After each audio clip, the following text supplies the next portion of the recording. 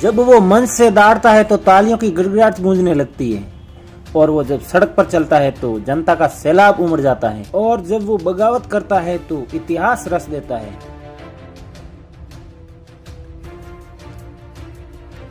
ना उसे कोई रोक पाया और ना ही उसे कोई हरा पाया। वो आंधी है, वो आंधी है, आंधी जिसका नाम है रविंदर सिंह भाटी।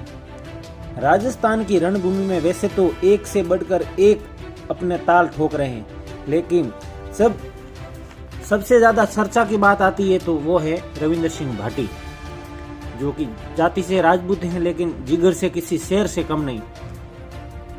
जब वो फॉर्म भरने जाता है तो लाखों लोगों का सैलाब उमड़ जाता है। कुछ ऐसा जलवा है 33 साल के युवा नेता रविंदर सिंह भाटी का, जो राजस्थान के शिव विधानसभा क्षेत्र से निर्दलीय उम्मीदवार के रूप में अपनी ताल ठोक रहे हैं, क्योंकि बीजेपी ने उनको नकार दिया। इसी साल 28 अक्टूबर को बीजेपी में शामिल हुए।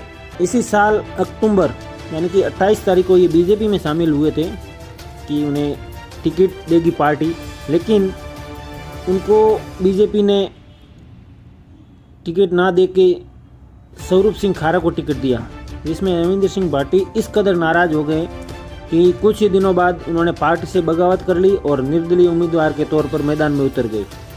बगावत पर भाटी साहब कहते हैं, जब उनसे पूछा गया कि आपने बीजेपी के साथ ऐसा क्यों किया, तो वो कहते हैं कि मैं उन लोगों को क्या जवाब दूं जिसको मैं वादा करके आया हूं कि मैं आपका सेवक बनकर आपकी सेवा करूंगा, और जनता ने ये आदेश दिया है कि भाटी साहब आपको हमारे लिए चुनाव लड़ना पड़ेगा।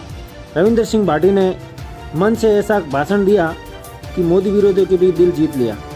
रविंदर सिंह भाटी ने अपनी मायड़ भाषा में ललकारते हुए कहा कि अगर मैं बैठ गया तो क्या जवाब दूंगा उन 80 साल के लंगे खान को जिनको पानी का वादा करके आया हूँ। उन्होंने कहा कि मैं ठहर गया तो उन युवाओं का क्या जवाब दूंगा जिनको मैंने कहा था कि एक एक को रोजगार। अगर मैं ठहर गया तो उन युवाओं को क्या जवाब दूंगा जिनको मैंने कहा था कि मैं एक एक को रोजगार दूंगा।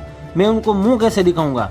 कई सालों बाद बुजुर्गों के चेहरे पर चमक देखी है मैंने, और उनके युवा भाई जब मेरे से कंधा मिलाकर चलते हैं तो बुजुर्ग लोगों के भी जोश आ जाता है।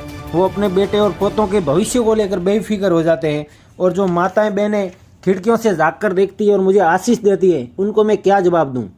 आखिर में रविंदर सिंह ने कहा कि मैं आप सबको विश्वास दिलाता हूं, इस लड़ाई का परिणाम जो भी आए, मेरे काम आप सको या न सको, लेकिन रविंदर सिंह भाटी आपके लिए हमेशा आधी रात को हाजिर मिलेगा। मैं सिर्फ शिव विधानसभा की बात नहीं कर रहा हूँ, आपके परिवार का, अपने कुटुंब का कोई भी व्यक्ति देश के किसी भी कोने में किसी भी मुसीबत में हो, रविंदर सिंह को याद करना। अगर आपका भाई आपका बेटा बनकर काम ना करूं तो उसी दिन राजनीति छोड़ दूंगा।